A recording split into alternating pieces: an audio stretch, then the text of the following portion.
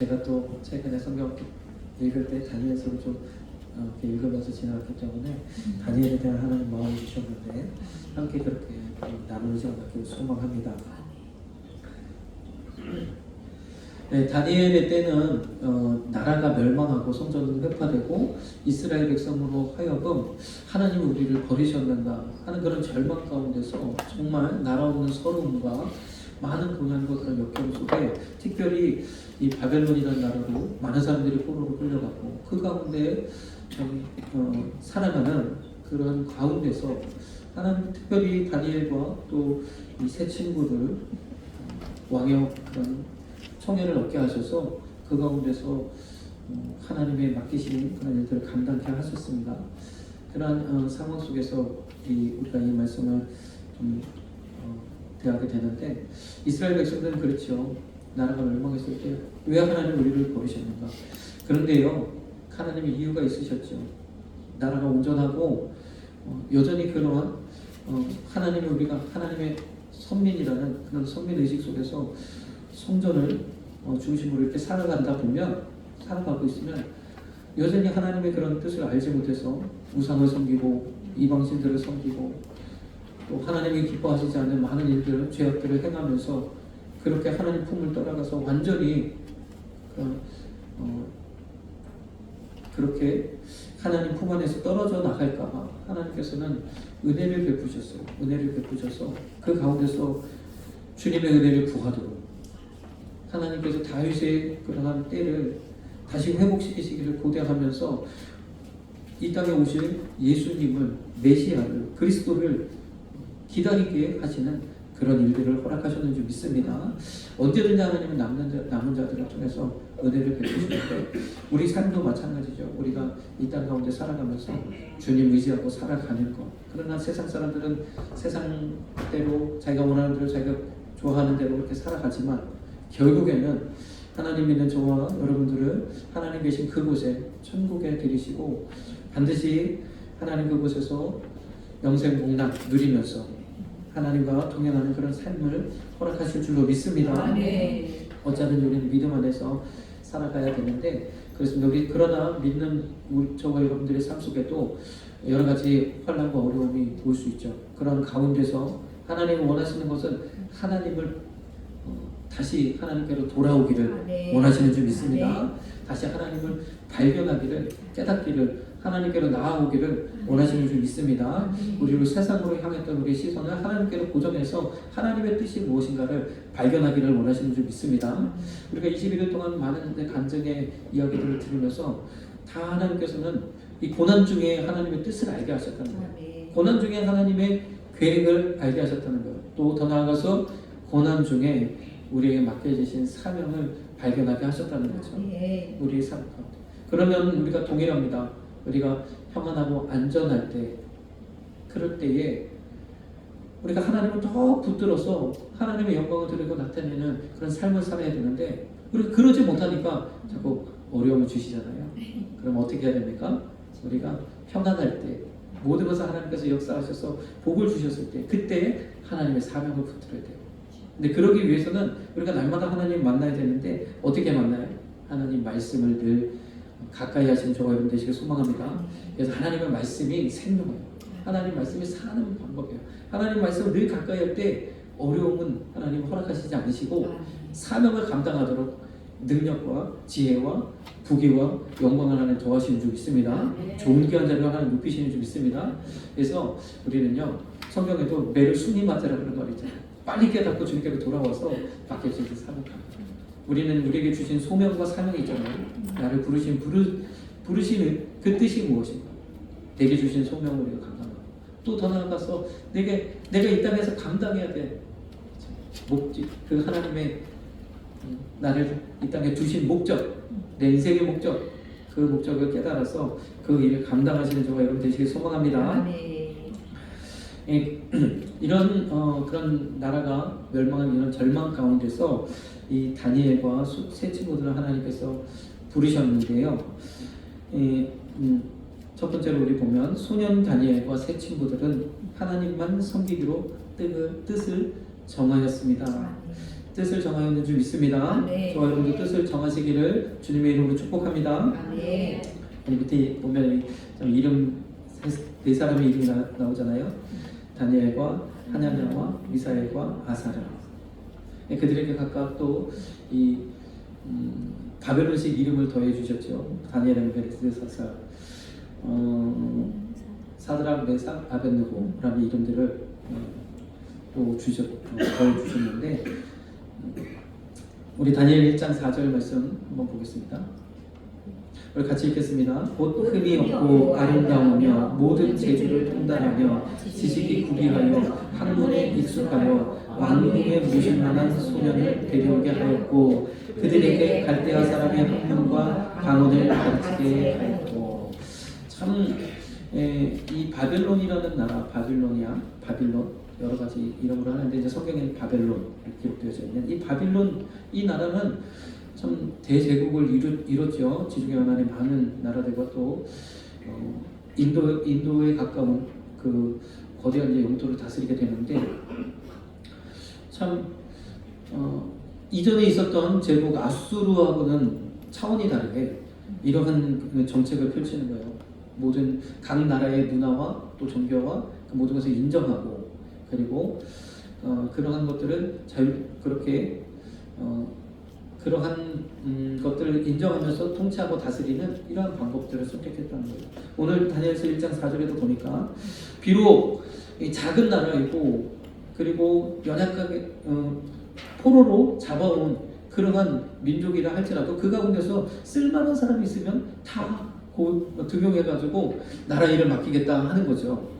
그래서 참 이러한 대제국을 이루고 그런 여러 가지 역사들을 이룰 그런 만한 그런 그릇이 되는 나라였구나라는 것을 우리가 알 수 있습니다. 이러한 바벨론의 통치 방식을 그대로 보수해서 이후에 페르시아가, 그리고 그 이후에 그리스가, 또 그 이후에 로마가 차례대로 이제 그 제국의 주인이 바뀌어지죠.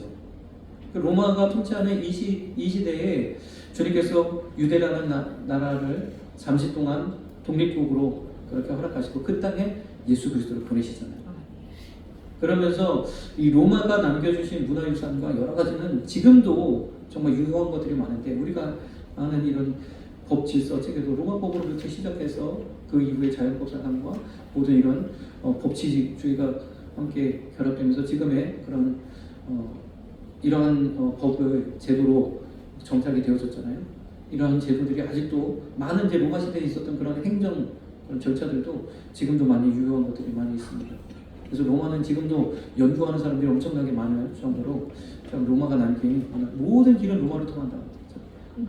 여러 가지 전투 방식, 또 통치 방식, 또 수많은 그런 것들을 남겨놓았는데, 그런 과정들을 통해서 삽시간에 전 세계 복음이 증거되는 그런 또 은혜를 하나님 베푸셨는지 믿습니다. 그런 역사들을 이루셨어요.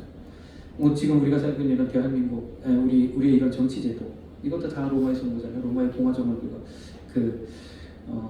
차용해서 미국에서 먼저 시작했고, 그것이 우리 대한민국에 정착해서 지금의 이런 자유민주주의를 꽃피우는 그런 역사를 이루었죠. 반드시 이 정치는 기독교와 함께 가야 됩니다. 그렇지 않으면 존속할 수 없는 그런 부분이 있어요.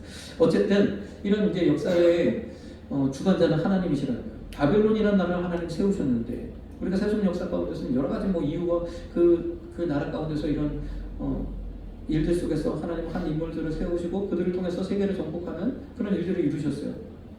그런데 이 모든 역사가 아무런 의미 없이, 그러니까 우연히 일어난 게 아니라 하나님께서 그 배후에 그 모든 일을 주장하시는 분이 하나님이시라는 거예요.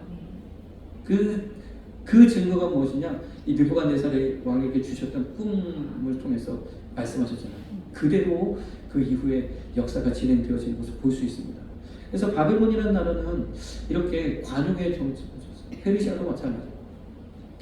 그래서 비록 포로로 잡아온 그 민족이라 할지라도 그 가운데서 좀 괜찮은 사람이 있으면 다 데려다가 쓰겠다는 이 말씀이 1장 4절 말씀이에요. 왕궁에 모실 만한.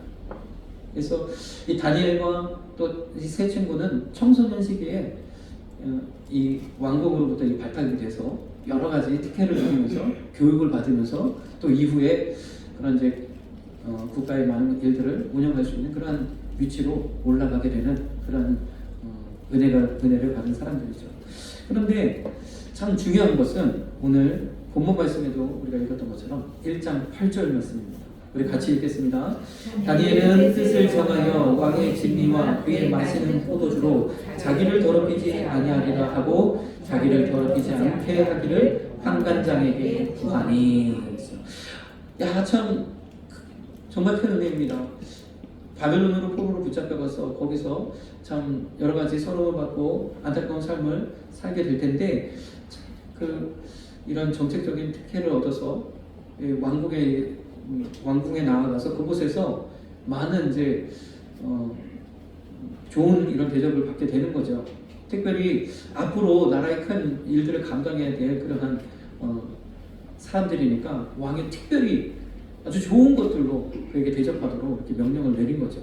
그래서 그때 이제 가장 좋은 게 무엇인가? 바로 우상의 신전에 드려진 그 음식들, 그 음식들로 이 사람들을, 이 소년들을 그렇게 키우도록 그렇게 하신 거죠. 다니엘과 세 친구를 비롯해서 함께 교육받는 그 모든 이들에게 이런 특혜를 주신 거예요. 그런데요, 다니엘은요, 이 어릴 때부터 하나님을 향해서 뜻을 정하였는 줄 믿습니다. 하나님만 섬기기로 뜻을 정했는 줄 믿습니다. 어떤 상황에서도 나는 하나님의 사람이다. 하나님을 믿는 그 믿음을 잃어버리지 않고 하나님 뜻대로 섬기겠노라고 뜻을 정했는 줄 믿습니다. 그렇게 하나님 뜻대로 섬기기로 뜻을 정하고 나니까 이 베풀어 주시는 왕의 진미를 먹을 수가 없는 거예요. 왜냐하면 우상에게 드려진 것들이기 때문에 율법에 따라서 먹을 수가 없게 돼요. 그래서 어떻게 했어요? 환관장에게, 그래서 무조건 거부할 수는 없잖아요. 환관장에게 이렇게 이야기합니다. 열흘 동안 우리를 시험해 보세요. 우리 1장 12절 13절 같이 읽겠습니다. 청하오니 당신의 종들을 열흘 동안 시험하여 채식을 주어 먹게 하고 물을 주어 마시게 한 후에 당신 앞에서 우리 얼굴과 왕의 진미를 먹는 소년들의 얼굴을 비교하여 보아서 보이는 대로 종들에게 처분하소서. 그래서 믿음으로 이 선포를 하는 겁니다. 우리가 왕의 진미 가운데서 진미와 포도주를 먹지 않고 채소만 주세요. 채식만 하고도 더 우리가 나으면 그때 가서 우리에게 계속해서 채식만 주시고 그렇지 않으면 관리하는 그 사원의 뜻대로 하겠습니다. 그런 거죠. 어떤 면에서는 이 관리하는 사원이 더 난처한 거예요. 그죠? 왕이 특별하게 이들을 잘 관리하라 해서 특별한 음식을 먹이도록 하셨는데 이걸 안 먹겠다고 하니까 그걸 허락할 수가 없는 거죠. 그런데 이렇게 다니엘이 이렇게 선포하니까 그렇게 한번 열흘 동안 시험해 보았고 정말로 시험해 보니까 이 모든 것들이 열흘 동안 다른 왕의 진미를 먹고도 그곳에 있었던 사람들이 다 그렇게 괜찮지 못했는데 이 다니엘과 세 친구들은 아주 윤기도 나고 또 반짝반짝하고 또 건강해 보이고 또 그렇게 하나님께서 힘과 능력을 주셨는 줄 믿습니다. 그래서 이 모든 것이 다니엘이 뜻을 정하여 결단했을 때에 하나님께서 이와 같은 일들을 이루셨는 줄 믿습니다. 오늘 우리가 이 다니엘의 이야기들을 쭉 살펴보려고 하는데 다니엘을 통해서 하나님께서 그리고 이 세 친구들을 통해서 하나님 많은 일들을 이루셨는데 그 하나하나를 우리가 살펴봐도 한 시간이 부족할 정도로 참 하나님 큰 은혜를 베푸셨잖아요. 그러나 오늘 그 사건에 집중하지 않고 이 전체적인 흐름을 통해서 하나님이 원하시는 바가 무엇인지 우리가 살펴보기를 원하는 거예요. 다니엘이 뜻을 정하고 이렇게 하나님만 섬기기로 했을 때에 다가오는 여러 시험들이 있죠. 할 수 없는 상황들이 있죠. 그럼에도 불구하고 그 뜻을 굽히지 않고 나아갔을 때 하나님께서 힘주시고 도와주셨는 줄 믿습니다. 여러분들의 삶 속에도 하나님만 섬기기로 뜻을 정하시는 저와 여러분 되시길 소망합니다. 이 뜻을 정하는 게 매우 중요합니다. 그래서 한번 우리가 더 살펴보도록 하겠습니다. 다니엘서 1장 8절 다시 우리가 이 말씀 보면 뜻을 정했는데 어떤 뜻을 정했냐? 왕의 진미와 그의 마시는 포도주로 자기를 더럽히지 아니하리라. 그랬어요. 왕의 진미를 먹고 그 포도주를 마시는 것은 하나님을 믿는 사람의 그런 할 일이 아니며 이것이 나를 더럽히는 것이다. 이렇게 이야기하고 있는 거죠. 그래서 다니엘은요, 하나님 말씀대로 율법대로 하나님만 섬기기로 뜻을 정해서 그 진미와 포도주를 거부하였지만 이후에 다니엘이 하나님이 주시는 환상과 또 그 모든 뜻을 깨달으면서 이 의미, 그리고 오실 메시아를 기대하면서 이 의미를 알았을 거예요. 왜 하나님께서 이 일을 행하게 하셨는가? 요한복음 6장 53절과 또 다른 말씀들을 통해서 주님 말씀하시잖아요. 내 살과 피를 먹으라 말씀하시잖아요. 그래서 그것을 거부하는 것이 주님만을 따르게 돼, 예수님만을 따르고 살겠다라는 그 의미가 되어짐을 우리에게 말씀하고 있는 줄 믿습니다. 마찬가지예요. 저와 여러분들의 삶 속에서도 예수님으로 만족하고 예수님으로 충분하고 예수님을 따르시는 그런 삶이 되기를 소망합니다. 네. 여기서부터 시작합니다. 그렇지 않고 세상의 방법, 세상의 뜻 이런 것들로 살아갈 때 하나님 역사하실 수 없는 줄 믿습니다. 이렇게 다니엘이 뜻을 정하고 그렇게 나아갔을 때 은혜를 입어서 그들에게 하나님 지혜와 명철을 주시고 이 모든 상황에서 뛰어나게 세우셨는데 여러 가지 이제 사건들이 있습니다. 두 번째로 우리 다니엘은요, 이 느부갓네살 왕의 꿈을 해석하고 그 과정을 통해서 하나님 되심을 나타내게 되어졌는지 믿습니다. 다니엘서 2절 말씀 보니까 왕 같이 읽겠습니다. 왕이 그 꿈을 자기에게 보하게 하려고 명하여 박수와 술객과 점장이와 갈대와 술사를 부르매 그들이 들어와서 왕의 앞에 선지라. 이 바벨론의 나라의 시작이 되는 이 메소포타미아 지역, 갈대아 지역이라고 말하는 메소포타미아 지역은 여러 가지 우상들의 발상지로도 유명하잖아요. 많은 우상들을 아브라함을 갈대 우르에서 건져내서 가나안 땅에 들이시고 오직 하나님만 섬기도록 하셨던 것도 그 많은 우상 가운데서 그를 건져내셔서 온전히 하나님만 섬기게 하셨는지 믿습니다. 그래서 이 바벨론이라는 나라에 얼마나 많은 그런 우상 숭배와 또 여기 보니까 박수와 술객과 점장이와 갈대아 술사는 점성술가를 말합니다. 점 보면서 뭐 이런 것도 이야기합니다. 그래서 이 당시에 이 고대 사회에 이러한 일들은 굉장히 많은 높은 그런 지위를 누리고 또는 사회에 많은 영향력을 주었다는 걸 알 수 있죠. 그래서 지금으로 말하면 이들이 참 지식인들이에요. 지식인들. 여러 가지 세상 돌아가는 이치, 삼라만상에 대한 이런 것들 해석을 이야기하면서 왕이 나라를 통치하고 다스리는데 많은 조언을 주는 그런 사람들입니다. 그래서 하나님께서 이 느부갓네살 왕에게 한 꿈을 꾸게 하셨어요. 느부갓네살 왕이 꿈을 꾸고 나서 분명 하나님께서 엄청난 꿈을 내게 주셨는데 이 꿈에 대한 그 뜻을 알기를 원하는 거예요. 그래서 박수와 술객과 이 많은 사람들을 모아놓고 내 꿈을 해석해다오 그러는 거예요. 2장 3절에는 보니까 왕이 그 꿈을 꾸고 나서 번민하였다 그랬어요. 그래서 많은 신학자들은요, 느부갓네살 왕이 왜 박수들과 술객들을 다 모아놓고 왜 꿈을 얘기하지 않고 꿈 해석을 말해달라고 이야기하였는가 그러는데 그 이유를 꿈은 꾸었는데 무엇인가 굉장한 꿈을 꾸었는데 그 꿈의 내용이 분명하지가 않은 거예요. 잘 선명하게 기억이 나지 않는 거예요. 그래서 그 꿈을 이야기할 수 없었노라. 왜냐하면 지금까지 꿈 이야기를 하지 않고 꿈을 해석해라 하는 그런 예가 없었기 때문에 그래요. 그래서 마음이 번민하다. 하나님 이 꿈을 꾸게 하시고 그 꿈에 대해서 분명하게 알지 못하게 하셔서 번민하게 하세요. 고민하게 하세요. 고민하다가 술객들을 다 모아놓고 내 꿈을 해석해라. 그 꿈이 무슨 꿈인지 말하고 그 꿈을 해석해라 하고 명령을 내리는 거예요. 사람들의 술객들을 또 박수와 점장이와 이런 사람들을 다 모아놓고 왕이 말하는데 그러니까 그 사람들은 어떻게 얘기하겠습니까? 네 왕이시여 꿈을 얘기하시면 제가 해석해 드리겠습니다. 다 그렇게 얘기하겠죠. 그랬더니 꿈을 이야기를 해주지 않는 거예요. 그러니까 난리가 났어요. 아니 세상에 꿈을 얘기하지 않는 법 그렇게 하고 꿈을 해석하라고 말한 적이 없습니다. 어떤 왕도 그렇게 한 적이 없습니다. 왕이시여 꿈을 이야기하시면 제가 해석해 드리겠습니다 하는 거예요. 그런데 왕이 화가 났어요. 그러면서 당장 꿈을 해석하고 그렇지 못하면 내가 다 능지처참하겠다 하는 거죠.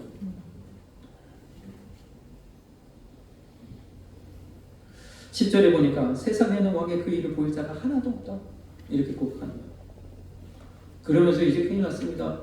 이제 우리는 다 죽었다. 이거 어떡하냐. 꿈이 무슨 꿈인지 말씀을 해주셔야 되는데 그런 상황에 놓여있죠. 그 가운데에 누구도 있었느냐. 2장 12절 13절 보니까 여기 보니까 바벨론 모든 박사, 즉 개역개정에는 지혜자라고 이렇게 이야기하고 있어요. 다 멸하라 명하니라. 그리고 그 안에 다니엘과 세 친구도 있었다는 거죠.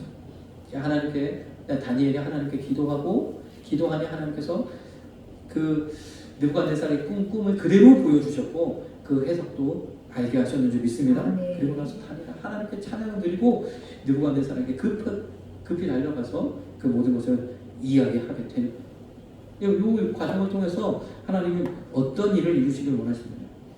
참 이 느부갓네살이 의지하고 그리고 항상 옆에 두었던 이 수많은 술객들과 또 점장이들과 술사들 그들을 다 물리치고 오직 하나님의 사람 다니엘의 말에 귀 기울이게 하는 그 은혜를 그에게 베푸셨다는 거예요. 오늘 다니엘서 2장 47절 이 말씀을 통해서 느부갓네살 왕의 고백을 한번 우리가 보도록 하겠습니다. 같이 읽습니다. 왕이 대답하여 다니엘에게 이르되 너희 하나님은 참으로 모든 신의 신이시요 모든 왕의 주제시로다. 내가 능히 이 은밀한 것을 나타내었으니 내 하나님은 또 은밀한 것을 나타내시는 자시로다. 아멘. 그래서요 저는요 이 말씀을 보면서 이 사건을 보면서 이거는 이 당시에 현대판 엘리야의 기적이라. 엘리야가 어떻게 했어요? 우상을 섬기는 바알의 선지자, 아세라 선지자 850명과 그거 대결해서 하나님 되심을 만방에 선포한 놀라운 기적을 일으켰는 줄 믿습니다. 아멘. 그와 같은 기적을 느부갓네살 바벨론의 초대왕으로 정말 이 초대왕은 아니죠. 그 바벨론의 이 제국을 건설하는 혁혁한 공로를 세운 그런 왕으로 엄청난 정말 신과 가까운 그런 권세를 누리는 이 느부갓네살이 그 주변에 있는 수많은 우상을 섬기는 자들로 현혹되지 않고 오직 하나님의 말씀을 듣게 하시는 이러한 역사를 이루셨는 줄 믿습니다. 놀라운 일이죠. 그러므로 통해서 다니엘은 그 이름과 명성이 높아지고 왕의 총애를 얻으면서 그 지위를 모든 사람보다 높이시는 그런 하나님의 은혜를 누리게 되었는 줄 믿습니다. 뜻을 정하여 하나님만 섬기기로 했을 때에 하나님 이와 같은 놀라운 은혜를 베푸시는데 어떻게 왕으로 하여금 하나님 되심을 알게 하시는 은혜를 베푸셨는지 믿습니다. 그리고 나서 다니엘서 3장으로 넘어가면 다니엘의 세 친구들의 이야기가 나오죠. 자, 이제 느부갓네살 왕이 그 입으로 고백합니다. 정말로 다니엘이 섬기는 그 하나님이 참 하나님이시다. 그러면서 그 하나님을 경외하고 그 하나님을 경외하고 심지어 다니엘에게 엎드려 절하기까지 하다. 정말 그 경외감을 보게 하셨어요.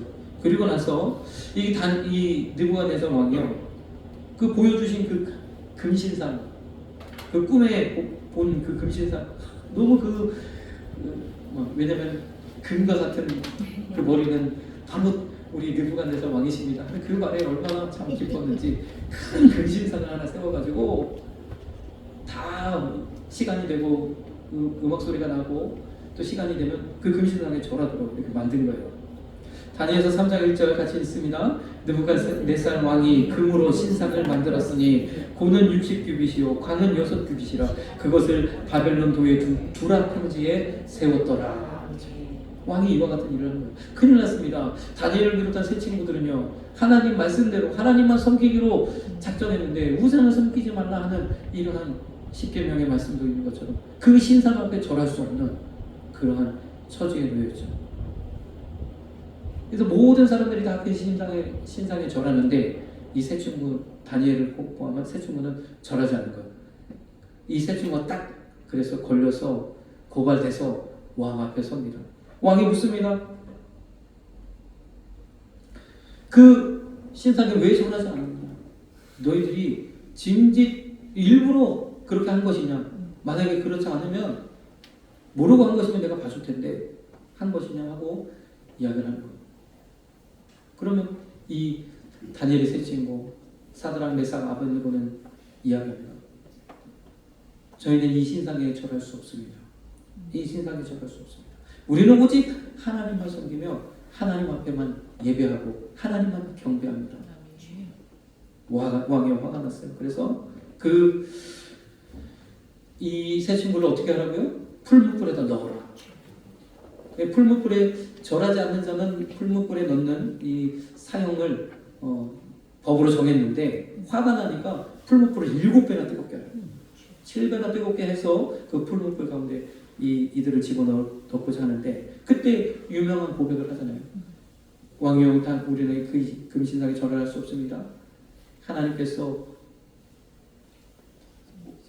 왕의 손에서와 이 형벌에서 우리를 건지실 것이고 그렇지 아니한다 할지라도 그리 아니하실지라도 우리는 이 왕의 신에게 또는 이 금신상에게 절할 수 없습니다 하는 고백을 하잖아요. 그리 아니하실지라도 그 믿음 가지고 이 위기를 믿음으로 극복하였는 줄 믿습니다. 그래서요, 자, 뜨거운 이 풀무불에 들어가는 이 형벌을 처하게 되는데 그 세 친구들을 집어넣는 그 사람은 불이 얼마나 뜨거웠든지 집어넣다가 금방 불에 살라져서 그 병사들은 죽임을 당하고 이 다니엘의 세 친구들은 그 불 속에 들어갔는데 가만히 보니까 왕이 이렇게 쳐다보니까 그 안에 3명을 집어넣는데 넷이서 막 이렇게 움직이고 있는 거예요.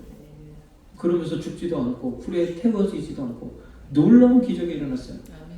그리고 나서 자 저들을 다시 불을 끄고 끄집어내니까 머리털 하나도 상하지 않는 놀라운 기적이 일어나는 줄 믿습니다. 이 엄청난 기적. 하나님이 이 기적을 왜 베푸셨을까요? 하나님의 큰 일들을 이루시기 위한 하나님의 뜻이 있는 줄 믿습니다. 그들의 믿음 그리고 하나님만 섬기기로 했던 그 삶을 하나님 받으시고 이와 같은 기적을 베풀어 주셨는데 이 기적을 베푸신 이유는 다니엘서 3장 28절에 이렇게 그 느부갓네살 왕의 고백을 통해서 우리가 또 한번 보겠습니다. 같이 읽습니다. 느부갓네살이 말하여 가로되 사드락과 메삭과 아벳느고의 하나님을 찬송할지로다. 그가 그 사자를 보내사 자기를 의뢰하고 그 몸을 버려서 왕의 명을 거역하고 그 하나님 밖에는 다른 신을 섬기지 아니하며 그에게 절하지 아니한 종들을 구원하셨도다. 그 몸을 버려서 왕의 명을 거역하기까지 하면서 하나님만 섬기겠다고 하는 그들을 그 하나님이 건지셨다고 고백하는 겁니다. 하나님의 행하셨음을 보게 하셨는 줄 믿습니다. 이 놀라운 기적을 통해서 29절 말씀 우리 같이 읽습니다. 그러므로 내가 이제 조서를 내리노니 각 백성과 각 나라와 각 방언하는 자가 무릇 사드락과 메삭과 아벳느고의 하나님께 설만히 말하거든 그 몸을 쪼개고 그 집으로 거룩터를 삼을지니 이는 이같이 사람을 구원할 다른 신이 없음이니라 하고 강력한 명령을 내리는 거예요. 전국에 이 하나님을 이 다니엘과 세 친구가 믿는 그 하나님을 하나님에 대하여서 그렇게 불경건한 말을 하지 못하도록 그런 것들 핍박하지 못하도록 박해하지 못하도록 하는 이러한 은혜를 하나님 베푸셨다.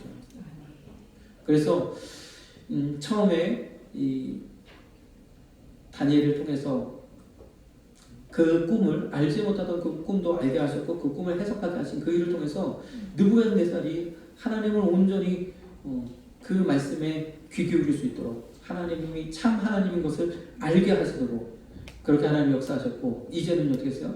온 바벨론 그 모든 나라 안에 하나님의 말씀에 귀를 기울이도록 하나님 역사하셨는 줄 믿습니다. 그래서 모든 사람들이 하나님 되심을 알도록 불 가운데서 상하지 않고 건져낸 이 이야기와 함께 이러한 법이 제정되도록 하셨다는 거예요. 그래서 모든 사람들로 하여금 하나님 되심을 알게 하는 이런 은혜를 베푸셨는 줄 믿습니다. 그리고 더 나아가서 이번에 이제 6장에 다니엘서 6장에 이제 다니엘과 사자굴의 이야기가 나오죠. 다니엘은 사자굴에서 살아남으로 또 하나님을 드러내게 되어졌는 줄 믿습니다. 다니엘서 6장 3절 같이 읽겠습니다. 다니엘은 마음이 민첩하여 총리들과 방백들 위에 뛰어남으로 왕이 그를 세워 전국을 다스리게 하고자 한지라. 아멘. 그래서 왕의 총애를 얻어서 다니엘이요 참 높은 지위에 이르게 된 겁니다. 그런데 이 다니엘 6장부터는 나라의 주인이 바뀌었어요. 메대의 다리오 왕이 통치하는 시기예요. 그래서 이것은 무슨 얘기냐? 이런 새로운 왕이 세워졌고 이제 새 나라가 세워졌어요. 메대 왕, 페르시아는 이제 함께 가게 되는데 그 이후로 이제 페르시아의 고레스 왕까지 이 다니엘이 함께 하게 된 나라의 일들을 감당하게 되는데. 새로운 왕 다리오 왕 역시도 하나님의 하나님 되심을 알게 하시려고 하나님이 이 일을 이루셨는지 믿습니다. 다리오 왕은요 이전에 있는 왕들을 통해서 세워진 다니엘을 매우 총애했습니다. 그래서 다니엘로 하여금 그를 전국을 다스리는 최고의 자리로 높였어요. 그러다 보니까 본국 사람들도 있고 그 페르시아의 그 나라의 사람들도 있는데 그들보다 그 위에 높이니까 얼마나 시기와 질투와 모함이 많겠습니까? 그래서 어떻게든 다니엘을 끌어내리기 위해서 백방으로 노력했는데 다니엘이 참 모든 면에 그렇게 의롭게 있으니까 할 수가 없는 거예요. 그렇게 해서 어떻게 했습니까? 가만히 보니까 다니엘이 매일 하루에 3번씩 창문을 열어놓고 이스라엘 향해서 기도하는 거예요. 그것을 가지고 이제 틈을 잡기 위해서 이러한 조서를 내리도록 합니다. 그래서 기도를 못하도록 하는, 앞으로 한 달 동안 왕 외에는 다른 어떤 사람에게나 또는 신에게 기도하지 못하도록, 섬기지 못하도록 하는 그 법을 제정합니다. 일명 기도금지법. 기도금지법을 만드는 거예요. 그리고 막 왕을 싸바싸바 해서 왕의 도장을 꽝 찍게 만들었어요. 왕이요, 그 말을 들으니까 왕 외에는 다른 어떤 신도 섬기지 못하게 한다고 하니까 얼마나 그 말에 그냥 쏙 넘어가서 도장을 찍어버린 거죠. 그런데 왕의 이 도장이 딱 찍히면, 인장이 찍히면 그 법을 변개할 수 없는, 바꿀 수 없는, 그것도 반드시 집행될 수밖에 없는 이러한 제도를 가지고 있는 게 바로 이 바벨론과 또 메데바사 또 페르시아 그 이후의 나라들이 되는 겁니다. 참 제국을 통치할 수 있는 그런 부분들을 우리가 볼 수 있죠. 그런 가운데서 다니엘에게 이런 법이 제정되었고 곧바로 이 다니엘이 이제 붙잡혀 와서 왕 앞에 세우게 되죠.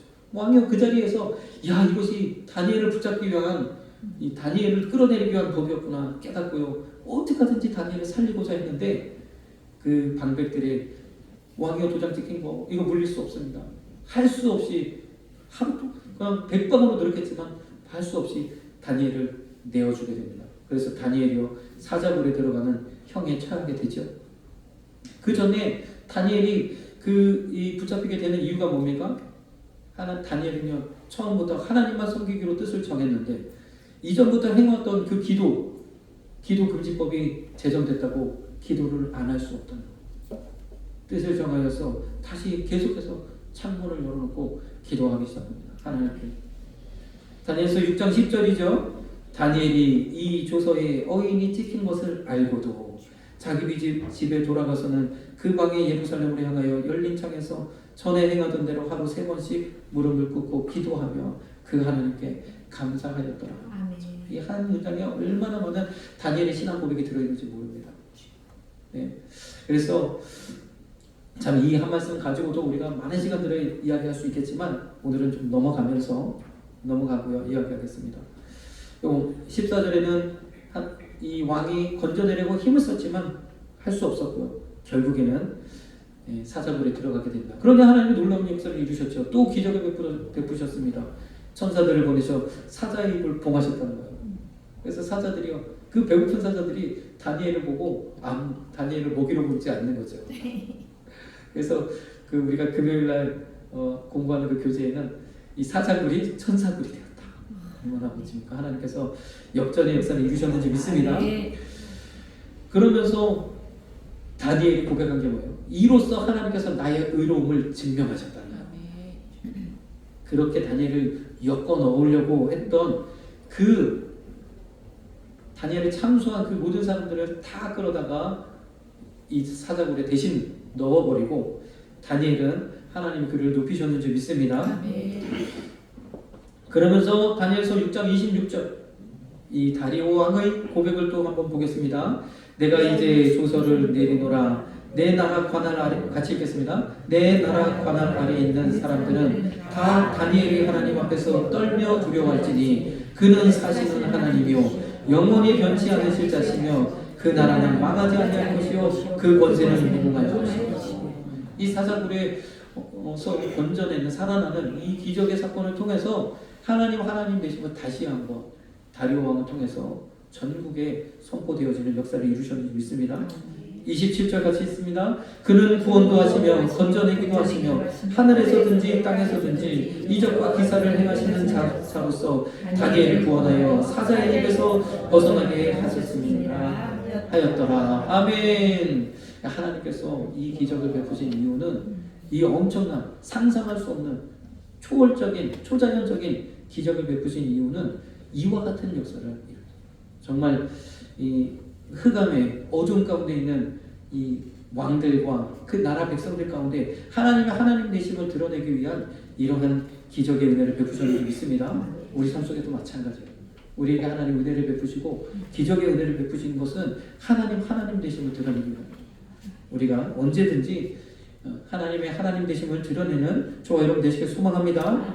그 가운데 하나님의 역사를 우리가 경험하게 됩니다. 그래서요, 저는 이러한 이 다니엘과 세 친구들의 이야기를 통해서 하나님이 하시고자 하시는 것들.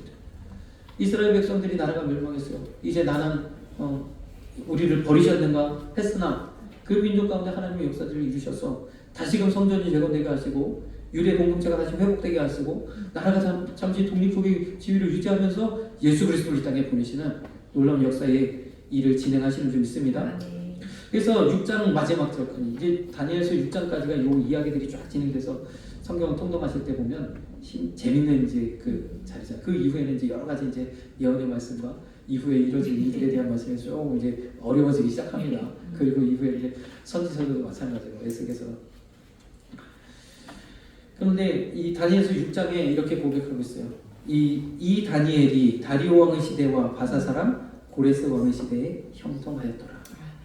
고레스는 어떤 왕입니까? 페르시아의 나라를 건국한 왕으로서 가장 이제 우리 믿는 저와 여러분들에게 유명한 것은 성전을 중건하라.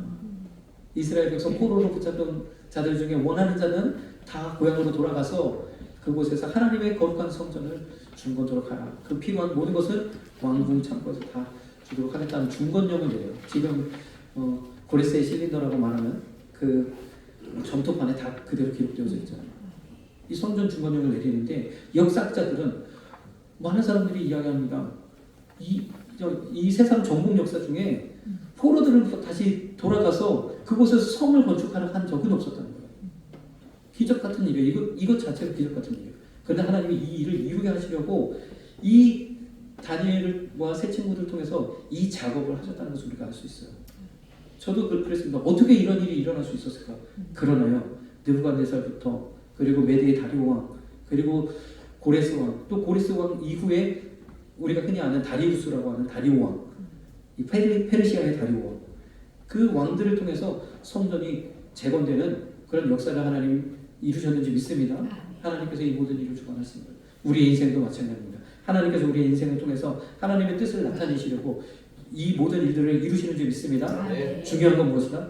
뜻을 정하고, 하나님 맡겨주신 그 사명을 내가 감당하겠노라고 뜻을 정하고 그 뜻대로 나아갈 때 하나님께서 놀라운 은혜를 베푸셔서 하나님의 하나님 되심을 나타내게 하시는 줄 믿습니다. 우리가 이 찬양을 하면 드려보겠습니다. 지금 서 있는 그곳에서